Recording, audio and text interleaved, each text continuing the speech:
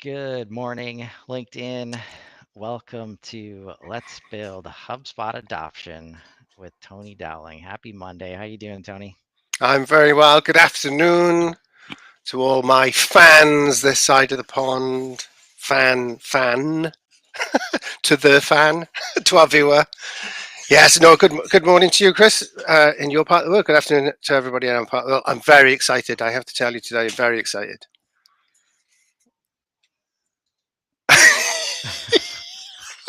Why are you so excited today, That's cool. Tony? That was a leading question, wasn't it? So the adoption gap framework. We've been talking about the adoption gap framework in a really granular detail, but we've worked on it over the last couple of weeks back at Real Inbound Towers, and just continue to codify and continue to understand what it's all about, really.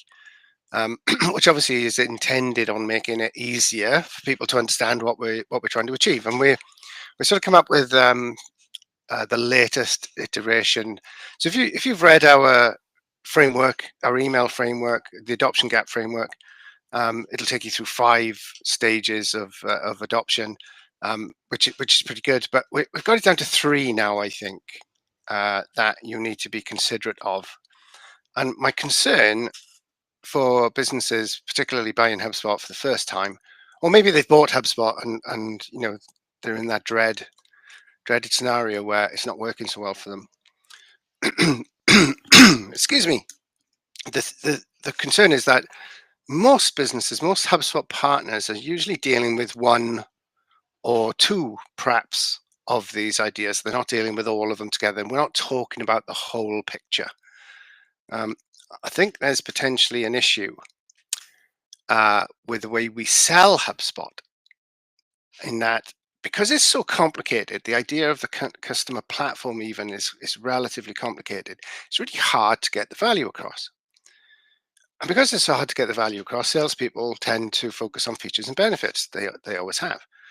And as a purchaser, you're bombarded with email marketing will do this for you and increase it by 71% and 27 more of these and 35% of this, or you can do your social media marketing, and you get these statistics, you get these point solution conversations going on, which I think is really difficult, because the latest analogy we've come up with is like buying a car.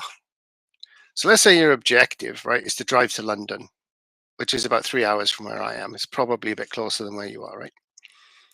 And I talk to a salesperson and they say, you need to buy a car. I go, fantastic. That sounds great. Look at that. It's lovely. It's shiny. It's got all these features and benefits. Perfect. £20,000, £40,000 is probably more like it, isn't it? There you go. There's your car. So now I'm stood on the side of the road. I've been sold this car and I don't know how to use it. I don't have a driver's license. I don't have any car insurance. I don't have a map to get me to London. I've got the tool, but I have no way of successfully navigating the problem I have. So if you're buying HubSpot to grow your business, which is the main reason most people are buying HubSpot, right? To grow your business, you're getting the tool, they're parking it on the side of the road for you. They're talking to you about the social media and the emails and the live chat and the sales funnels and the forecasting and the reporting and all these amazing things. And there you go. You've got HubSpot parked on your driveway, ready to go. How do you use it? How do you use it? Now, how are you going to get to where you want to go? Right? So this is the adoption gap. This is another way of describing the adoption gap. The space between buying HubSpot and using it successfully.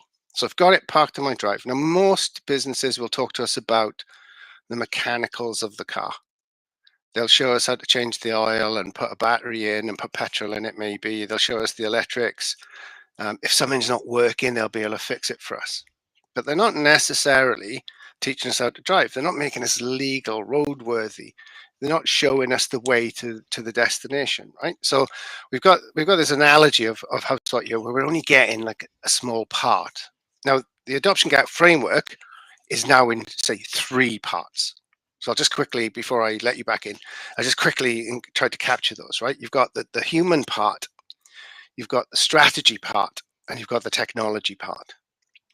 The human part is I would probably describe it as the culture. the change culture or the culture of change within an organization, it's essential that this exists before you see the business move towards successful utilization of HubSpot. The strategy is what we're going to do in the first place, right? So if the human part is getting your driver's license and doing your driver ed, is that what they call it in the US? Doing your driver's lessons, so you can actually drive the car. The strategy is the route, the planning. We go here, then we go here, then we'll stop there for an hour, we'll have a cup of coffee, and then we go. And then the final bit is the technology bit. That's the bit that we all focus on. So here's the technology. Here's your process maps. This is how the AI is going to support us. So, that's the bit that I think is very difficult for people to get their heads around. And because we don't talk about the other two bits, then this gap is created. It's immediately created. The car shows up when you're driving, a mechanic gets out and proceeds to show you how the engine works and how the fuel flows through one end of the car to the other. So that's what we've been working on, and I really like the analogy because it's quite an easy concept to get your head around. But breaking it down now into 3 steps, I'm really pleased with that. It's people, humans, the strategy, your plan, your management control system, all that kind of gubbins. How are we actually going to get where we want to go, and the tech. The tech, we do that quite well. Everybody's doing the tech, but those other 2 bits I find are the bits that are missing. Yeah. Yeah. We always find our way back to the basics, right? Whether Mm, it's, the people strategy technology, people process technology, data, like getting these foundational elements right. What came to mind, and let's see if the analogy works, is like, oh, Tony, I've heard that there is a place called the Autobahn that I could drive as fast as I want, right? So I'm gonna buy a car that can just go so fast, right? And I go buy it, and I'm in the UK, uh, and it comes to the driveway, and okay, how am I gonna get it to the Autobahn to be able to use it? Haven't figured that out yet. Maybe eventually. Instead, I'm gonna try and find places around here where I can drive it fast. And that doesn't go well, does it? It doesn't it's not go what you bought well, it for. Is that right? absolutely? Right? Either we run into stuff because we don't have space like that to drive 150 miles an hour, or HubSpot just shuts down the email send because you just bought that list of 100,000 people, and 100 emails in, we understand that uh, you don't have jurisdiction to even send to that list. So we're not even going to let you do the thing that you could use HubSpot for, if you're ready. I love it, man. I think again, that's, and just a little bit of behind the scenes here. And Tony hasn't read this. I just love how when we're like, whatever tools we're using as educators in this case. It's like we know so clearly that HubSpot can help Mm, businesses achieve their goals. So our challenge is, how can we make this practicable? How can we overcome the challenges that are getting in the way? And I've been doing a lot of AI work in terms of, okay, we've got all these shows and all these content. Like, how do we know it's delivering what we want? And I put in all our transcripts, and it comes back with the show mission of, in an ecosystem where HubSpot is often sold as point solutions, mm, but needs to function as a customer platform. This show bridges the critical gap between implementation and true organizational adoption through 2 very specific things, and that's strategic leadership, engagement. They have to be engaged and bought in. And then practical change management. yep. Practical is the key word there, right? Like, so breaking it down into these 3 phases, even like starting with 5 and then breaking it down to 3, it's like, how do we make this tangible and practical for people to actually do now? So I love you sharing that journey with us. Well, and I'm further impressed. I think those 2 buckets, that's arguably even more clear, even better. I'm ex-scientist. I did physics at university, and the scientific process is really important. It's ingrained in me. and you see a thing, right? You see a thing, and you see a thing happen, and probably you see it again, and then maybe again, and you think, this is a really interesting thing. I wonder if this thing always happens, right? So this is the start of law, science law. So we have a theory, and we say, my theory is if I do X, then Y will always happen. And typically, what we do as scientists, we experiment. We look to repeat that process under lots of different conditions, so that we can get to the point where we can declare our theory. So we understand it so rigorously, we we can say this is a thing. This is a universal constant. That's the language that we use. So the more simple we can make the idea of adoption, I think, the better, because it's far easier to explain it to people. And if you understand it, you'll be able to repeat it, to sort of like torture the metaphor a little bit. Um, and if you think what you just said there, leadership and practical change management, I love that. Leadership is about that human part as much as anything. It's about creating an environment in which people are psychologically safe. Right. This is a critical thing when it comes to change management. One of the reasons we don't want to do things is because we feel uncertain about them. And we are programmed by our DNA, by our survival instincts, to avoid uncertainty. Right? We don't like a scenario that is uncertain. It makes us physically uncomfortable. We want to get out of there and move to an area, a place where we can be certain of the outcomes. So that psychological safety's got to be there. That can only come from leadership. It's no good if your mate says to you, "Oh, you'll be fine. Don't worry. If you mess this up, it'll be fine." That doesn't mean anything to us, right? Whereas if your boss comes along and says, "Don't worry about this, guys. We've got to learn this stuff. You've got lots of latitude here. You can make the mistakes. You can go through the learning curve however you feel like you need to." That that makes a difference, right? Psychological safety and purpose. Leadership's job in many ways, and certainly in this context, is to provide the things that we do with a purpose. Why are we changing, Chris? Why? Why? My God, you've got, this is the third CRM we've had in the last 3 years. Why are we changing again? These questions have to be answered again, otherwise people just won't care. It's just not important enough to me, right? So that's what leadership is about: creating that culture, creating that environment, and saying this is where we're going to go. Once we've changed, once we've done this thing that's so important because of X, because of this reason, we're going to go here. We're going to go to growth. We're going to employ more people. We're going to sell more stuff. We're going to make it more cheaply. We're going to be more efficient. Whatever those objectives are going to be. And then really coming up behind, I talked about the technology there. That's where the training, this is where the practical change management stuff comes in. This is where the training, role-based training comes up. This is where Q&As come up. This is where clinics that you can hold comes up. This is where incentives. The best change management programs I've run have been competitions where people won prizes. You have a weekly score of change. And the people who changed the most won the prizes, and everybody else got laughed at, hopefully in fun. Hopefully we were all bonding together. It never meant to be a process of single.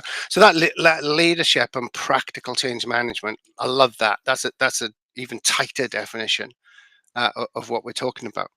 But all of them, all of those things, whether it's 2, 3, or 5 from the original gap framework that we had, all of them have to be given equal weight. All of them have to be done, and arguably they have to be done in order as well. It's a little bit like buyer behavior, isn't it? The customer has to identify a need, otherwise they are not going to buy. Then they do their information search. There's no point in telling people about a thing if they're not interested in buying it. Then they do their evaluation, they make the purchase decision, and they have a post-purchase analysis. Those are the steps that somebody goes through when they buy. This is the step you have to go through in order to successfully implement your customer platform. I love it. Yeah. I think what we're highlighting is like just the different layers of of this challenge and the opportunity. Because I think the 2, 3, and 5, like they represent, uh, for lack of a better word, correct ways, or ways you could be successful delivering this. Because when I'm looking at your 5 email series, like the way we present it, almost like maybe at the when it's the 2, right? Strategic and practical change management. Like that's got to be the message to the leadership. Like you're in control of both of those things and you're Mm, responsible for making like creating the environment.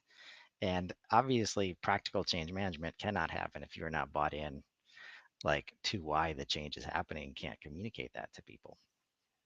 Then breaking it down to you know, people, strategy, technology, then you start getting into the why so that you can share it with, you know, the rest of your team. And then as the team sees it, it's like, okay, what is this? You know, we've got this tool. What does adoption even mean? mm, Like why I'm using it every day, but I'm only using the contact record. So I haven't really adopted, you know, HubSpot yet, you know, and then getting into leadership prep, like, okay, and this is where we say leadership. We have to represent to create the safety. We have to handle the uncertainty that it's not leadership just going into the boardroom and figuring things out, right? We want to know what they're doing. And the idea of like, we're not privy to that knowledge or it's above our pay grade, all that bullshit, like just get it out of here. All we have to do as a leadership team is just keep them up, keep the teams updated as to what's going on. We're trying to figure this out right by your side. We've understood that the last two times we've tried to bring in CRM, it has gone to shit, right? We're trying to figure that out. We're doing the work, and then the, you know, the assessment, the support, and the feedback. Like everybody is involved. And up to now, we've treated it like, okay, this team's going to do this. mm. Nobody has time to understand the big picture. So we're going to try and handle all this stuff in silos. And surprise, systems aren't getting adopted. Yeah, yeah, and it probably ends up even worse, which leads you back to the scenario where in a year's time you'd be looking at yet another CRM because you're again blaming the tool, and it never was. And I think that's the what you know the picture that you paint there is the ideal. If a leadership team, I saw a brilliant definition the difference between leadership and management today, and I can't wait to talk to Paul, my friend. We argue about this all the time. Leaders uh, ask questions, managers answer them. I thought that was absolutely fantastic, right? So, as a leadership team, this is what you should be doing of your teams, of the people that are going to be using, whether they're in silos or not. You know, don't forget, a silo is a natural state of affairs, right? A silo is created anytime you employ somebody in your business and say, "You do that thing for us." You become really good at that thing. You create a silo. The problem isn't the fact that people are in silos. The problem is that those silos stay siloed. They don't connect properly. They're not aligned with everybody else in the organization. You will always have silos, but the efficient organizations talk to each other. They're able to do that, and in part because the leader is able to ask questions of the managers. And if the teams are integrated and aligned, the managers can answer those questions. You know, it's another great analogy for HubSpot. You know, the way you answer the questions, in other words, run your reports off, is directly proportional to how well you've asked the questions in the first place. What are we trying to achieve? Where are we going to go? How are we going to do it? Again, these same ideas can be sort of expanded in almost in multiple directions, really, with Yeah. multiple different meanings. But Yeah. I've just thought of another. You said it there, but just to put it another way, you know, it's probably now deconstructed too much because it is basically strategy and operations. That's what adoption is: strategy and operations. Yeah. You know, thinking and doing, planning Right. and executing, asking questions and answering them, however you want to define it. And I think whichever, what I'm trying to get across, I see what I'm trying to get across as you need to look at this other bit as well. You know, don't just look at this bit. Don't just treat it as the point solutions as we've talked about it. Think of it as a customer platform. So as a leader, get your teams together, show them the capability of the thing, show them what the vision, what the dream is for using this thing, and let them invent the solutions. You know, it's Because they not can. Like exactly. they're They're in it far every better day, qualified than you are to do it. And right? and with the greatest respect to HubSpot agencies like us all over the place, far better qualified than they are to do it as well. Yeah. So like most of the time, especially any partners watching this or consultants, like, and the difference between like consulting and coaching and things like that, like the best we can do is help them and ask those questions. Like make sure they're asking those questions. Like if they tell you that this is the third one that they're on, no matter what the time scale is, no Yeah, matter what, like why didn't the other ones work should be your first question, right? And then they answer that one of two ways usually. We don't know, which is clearly why they didn't work in the first place, right? Or XYZ. It's like, okay, great. Why is XYZ different now that this third one's going to work? Like, yeah, what are you doing differently? Like, it's just question after question. And again, this is why I'm not even comfortable doing it still.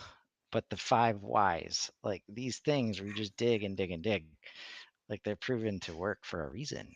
mm, Um, because and like if you don't get to these levels, which most of the time leaders are not prepared to do this on their own, which is why some of my favorite sessions are when you have leadership alongside the daily users.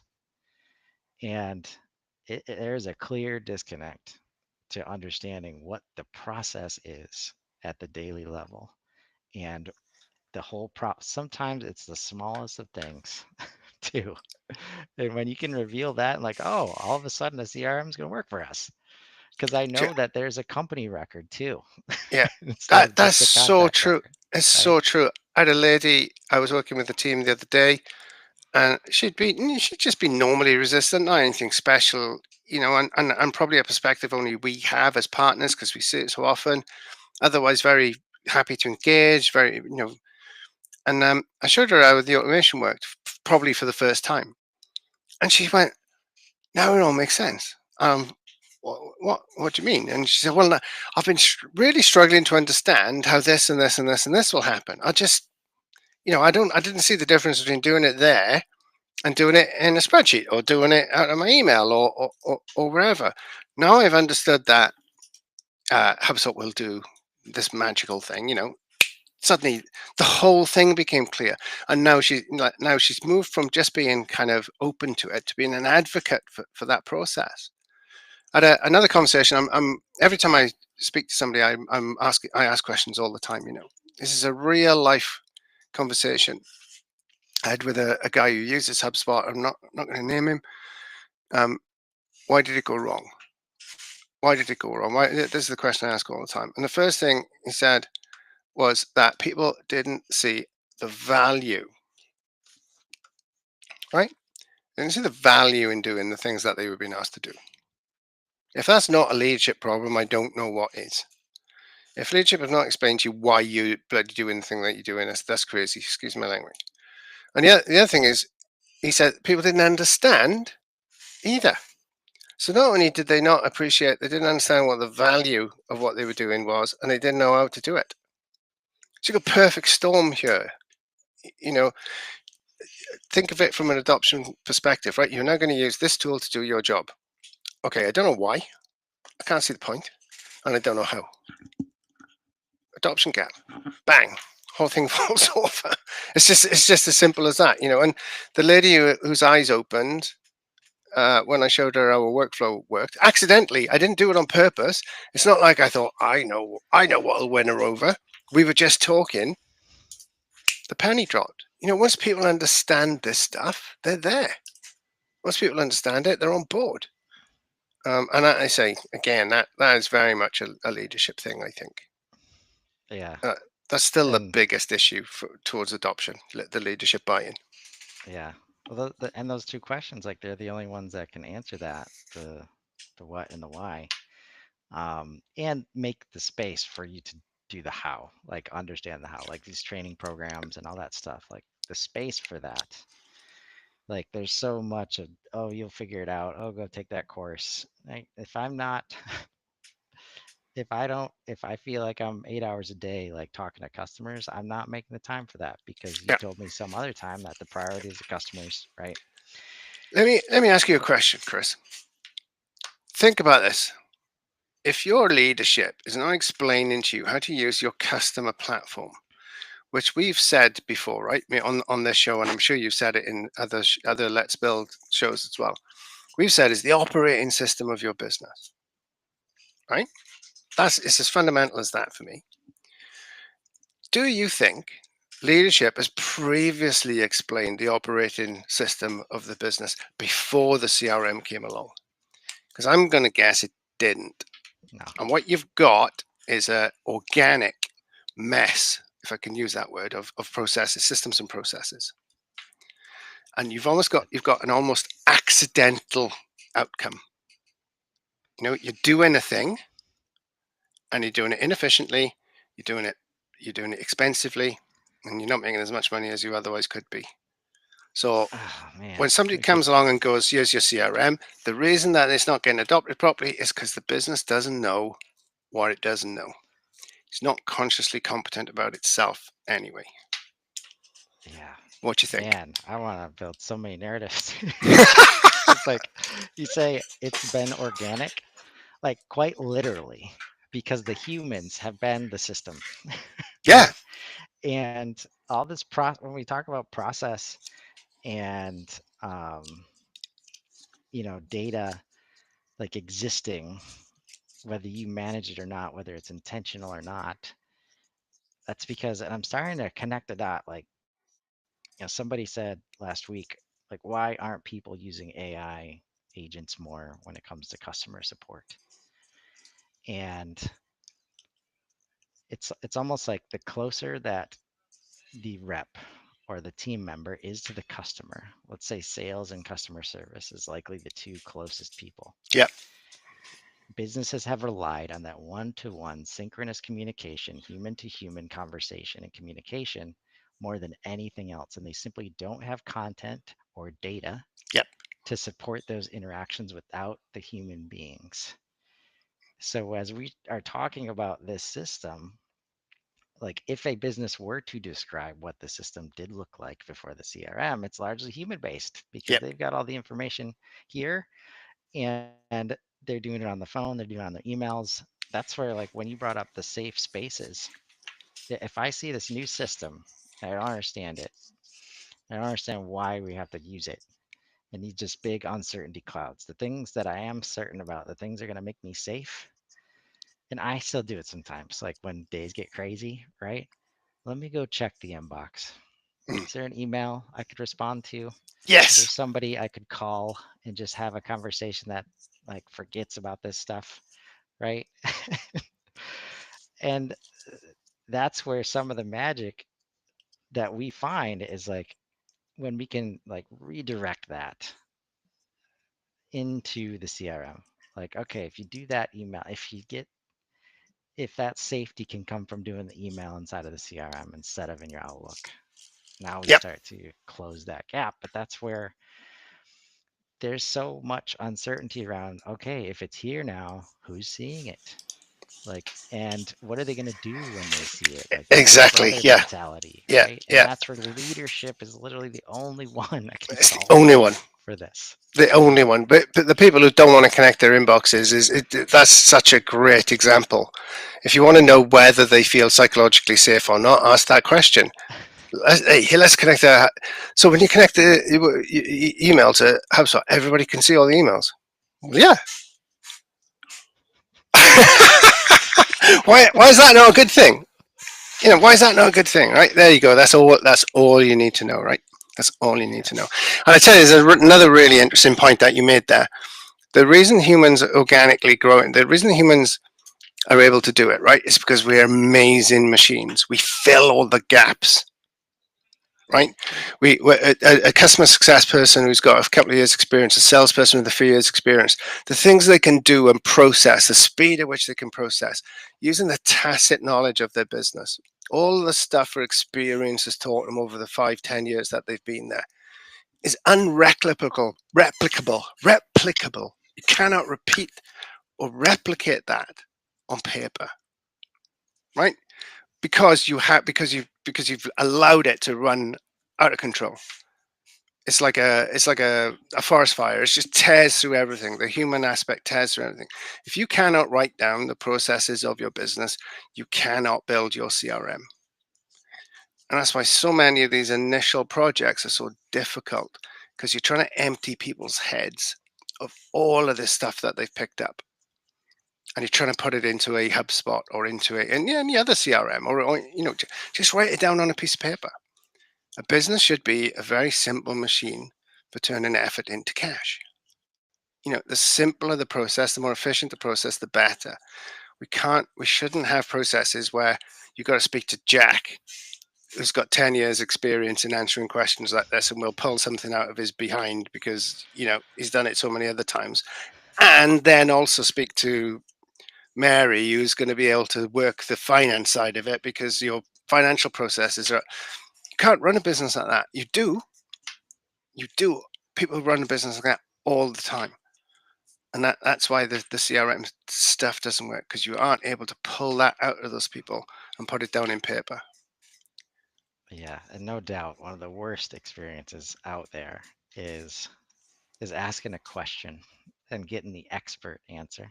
And then the Yeah, next time you have a question, not getting the expert. Like you just know that you're getting less than. And it might be a serviceable answer, but this experience of, oh, like again, we're back to uncertainty. yeah, Oh, what would Jack have said? yeah, Like, did I really get the whole picture? Am I yeah. really going to do this the best way? And as soon as that But doubt's in there, you're dead. Yeah, the answer's dead. I don't believe the answer. It's making me feel unsafe. Therefore, I'm gonna move on to the next thing. 100%. yeah, and as this organic adoption, when it does happen, like when you force CRMs into a business and you literally remove the other tools, because that's where the most common ways I've seen is usually with the stick, right? Like if you don't have a closed deal, you're not getting commission, Yeah, right? Or you literally fear have of taken loss. out the email system, like you Yep, can't use it anymore. yep, Now you've got all these people who are not experts telling each other how to use their system, right? And that's where just got to come together yep, on some ways. And it's really not like one of the things I just noticed as I was continuing to ideate on how to talk about this stuff. It's like the complexity is front end loaded yes, so that everything gets easier after, yeah, right? So the important part is this is the difference between point solution and customer platform. There's complexity whether you want it there or not at the front. And if you take the time to do it, you know, like phrases like 1 minute of planning saves 10 minutes of execution, all that stuff is yeah, true, yeah. It's the, right? it's the it's the learning curve. The adoption gap is the learning curve. Your performance dives because of all that upfront processing that you're having to do before you can climb and surpass where you were previously, because of the new tool that you've brought in. Anyway, I think We're it's about gonna, another 5 shows there. yeah, yeah, we're gonna hit all five too eventually. So we hope this is helpful. I mean, even as you described some things there, just the challenge, but also fun part of HubSpot is being there for those moments where it just clicks. Yeah, Yes, amazing, yes, isn't it? it's frustrating that we can't put our finger on exactly how to do that the same way every time. but Yeah, but we know that we have to get there. When we do, it's a beautiful thing, and all of a it is. sudden the platform becomes available and is very powerful. The So penny drops. Yeah, I love it. we're gonna keep after it. If any of these analogies or frameworks or whatever we're talking about on this show resonate or don't, please don't hesitate to reach out and let us know what you think. And in the meantime, think about leadership and how they've been representing, changes like this to you. Maybe suggest some places where there's opportunities to improve. Find those opportunities and let's grow. Have a great day, everybody.